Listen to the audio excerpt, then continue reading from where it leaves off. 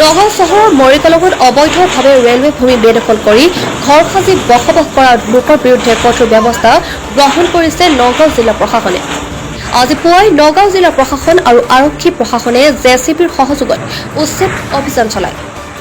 উল্লেখ্য যে নগাঁও জিলা প্ৰশাসনেও উক্ত চৰকাৰী ভূমি এৰি মুকলি কৰি দিবলৈ ৰাইজক বহুবাৰ জাননী জাৰি কৰিছিল।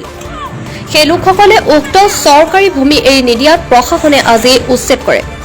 আছো আমাৰ শাহু বুঢ়ীহঁত ইয়াতে হেৰি হ'ল, ইয়াতে ঢুকা ল'ৰা ছোৱালী ইয়াতে জন্ম হ'ল, বিয়া চিয়াও পাতিলে, ল'ৰা ছোৱালীও ডাঙৰ হ'ল, নাতি পুতি।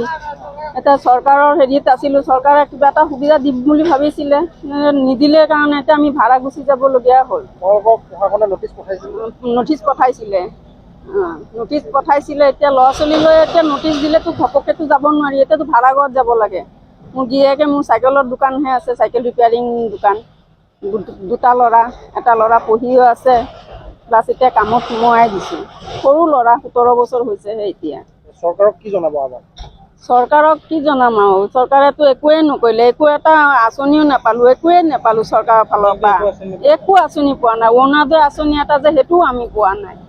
ইমান ইলেকশ্যনৰ সময়ত ইমান খাটি থাকোঁ, ইমান কৰোঁ, ইমান হেৰি কৰোঁ, য'ত যাব লাগে ভোট দিওঁ কিন্তু একো ইয়াতে দিওঁ আমি। কেইবাৰ কৰি আহি কৈছে চৰকাৰে ক'লে এইটো জেগা খালী কৰিব লাগে। কালি আকৌ যেতিয়া ক'লে মানুহে ৰাতি ভাঙিছে, কিছুমানে আৰু কিছুমান ভাঙা নাই। আহিছে ডিচিপিলে আহিছে। নগাঁৱৰ পৰা জাকিৰ হুছেইনৰ প্ৰতিবেদন, জনজাগৰণ লাইভ।